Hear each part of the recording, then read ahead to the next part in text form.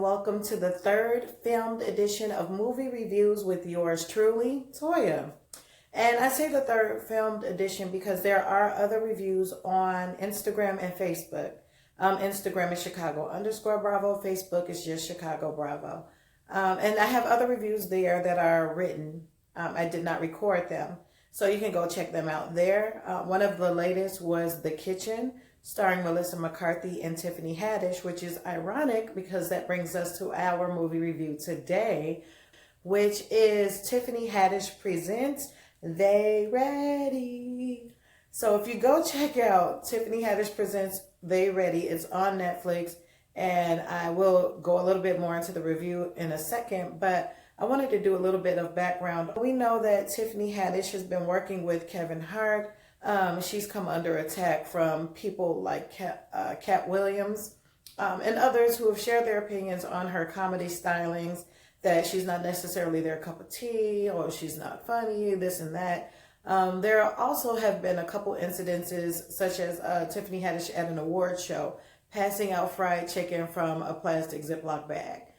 Things that are just rubbing people, namely in the Black community, the wrong way when it comes to Tiffany Haddish. I personally remember her from performing on Def Comedy Jam and different comedy circuits back in the day with the likes of Vanessa Fraction or Melanie Camacho. So she's been around for a long time, and it took her a while to build up to the level of success and fame that she has today. So I will say that I am proud of Tiffany for sticking with it. She is really close to Kevin Hart. They had a movie called Night School. The movie did not fare as well as they wanted it to in the box office. That was Kevin Hart's personal project. And so he put a lot of his own money and backing into it. He did a lot of free publicity.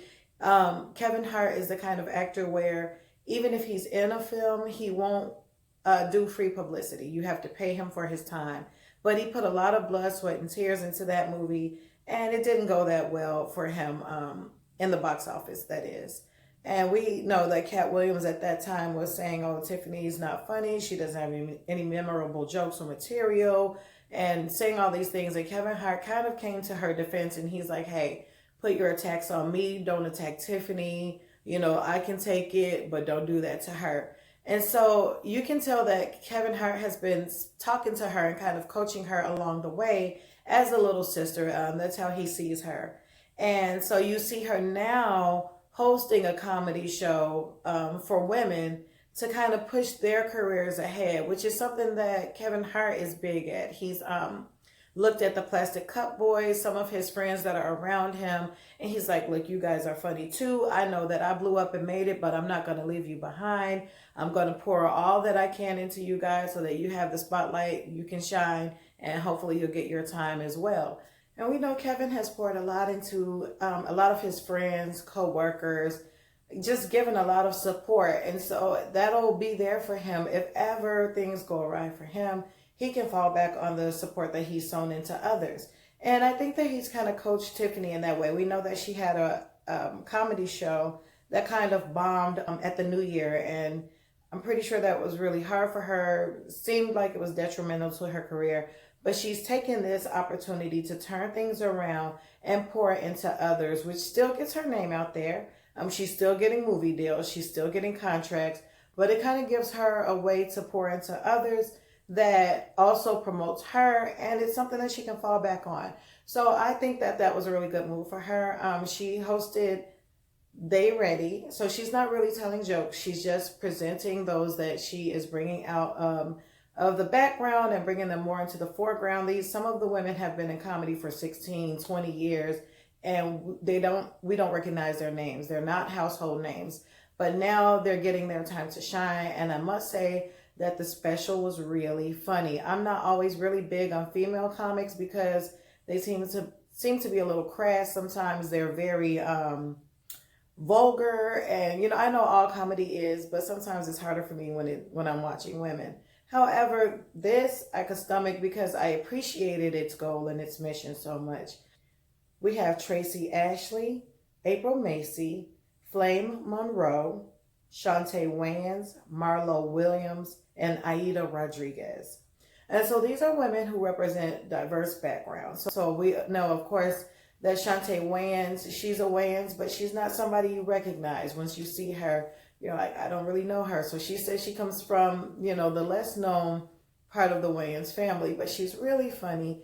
And she was ostracized a lot because she is part of the LGBTQ community. She is a gay comic, and she didn't really think there was an audience for her. People tried to get her to change a lot over the years, and she said no. She didn't want to do what they wanted her to do. She wanted to be herself. And Tiffany is good friends with her, and she saw her talent. She saw her desire and allowed her this stage and this opportunity, which was same with Flame Monroe, who represents the trans community. And so he did his stand-up bit in drag. And he was really funny. And it just shows you that there is an audience for everybody. Whatever your cup of tea is, these ladies are able to speak to it. Marlo was the one who was very, she says she's ghetto. And she claims that she's Tiffany's auntie. But she has an audience. And what she said, everything that she did in her stand-up was very funny. She's very real. She didn't want to put on airs or come out there and seem like she's trying to be pretty or anything but who she is. And she stood in herself and stood up there and did her bit, and it was very funny. Same thing with Aida Rodriguez. She gives her full Latina name, but she represents the Latina diaspora. And so Dominican, Cuban, Puerto Rican, whatever, she represented the Pacific Hispanics. And she was really funny. She actually was one of my favorites of the night. And she just really came up there, did her thing. Somebody that you probably have never heard of before, but you will definitely see again. April Macie is a very funny comic. She's a redhead, which I am today. And she is married to an Iranian, but she met him in Italy. And she talks about the challenges and not being able to be with her husband. She finally was able to get married and found someone that she could love forever, and he can't even come to the United States. So she goes through that and some other things. And finally, we have Tracie Ashley, who I think she was one of the first comics to come up, but she's in an interracial relationship, and so she kind of does her thing first, and then she introduces that aspect, and you can do what you will with that. There are going to be a lot of different opinions on her lifestyle as the other ladies, but they all were truthful about who they are. Tiffany gave them time in between their specials, individual specials, to talk about themselves, their backgrounds, what inspires them, what brought them to this point. And it's pretty awesome to watch, actually. It's kind of a women's empowerment deal, if you want to put it that way, because it just gives these ladies just the shine and the opportunity that they've been waiting for so long. And now they got it, and it's all thanks to Tiffany. So Tiffany took the if you can't beat them, join them approach to this. She might not be the strongest stand-up comedian, but she's always herself. She makes no apology for being Tiffany wherever she goes. Even when she was on Saturday Night Live, she said, I'm going to wear this dress until I get my money's worth. She wore the dress on Saturday Night Live. She nay-nayed on Saturday Night Live. She was true to being a Black woman and being herself, regardless of what people think. And that's what we need to take away. Comedy is subjective, of course. So some people are going to think the stand-up specials were funny. Some people are not going to think it was funny. But overall, you have to respect their craft, and you have to respect the hustle. And so I give her a lot of kudos for sticking with what she believes in, for giving others an opportunity, and for letting these ladies be themselves, truly, really and truly. So I advise you to check out Tiffany Haddish Presents They Ready. It's on Netflix now.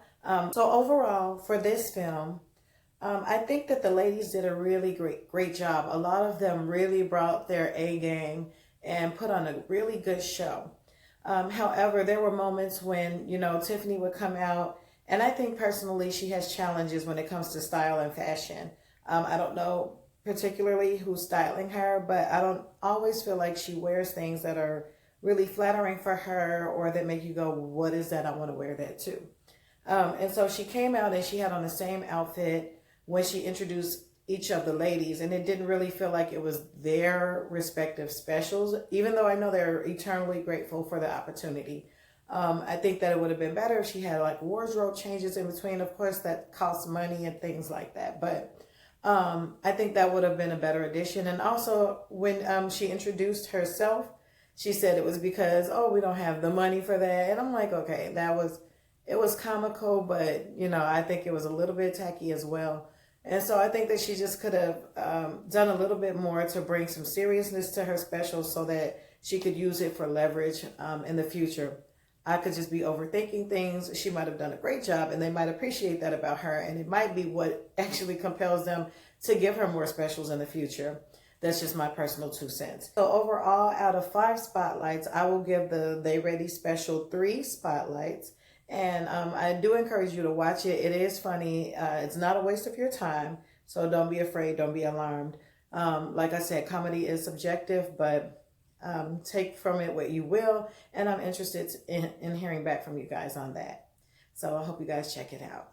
Let me know what you think. Please come back with your respectful comments and opinions. And let us know what you think about it. Let us know what you think about the review. And I look forward to seeing you guys and hearing from you very soon. Thanks, guys. Talk to you soon. Bye.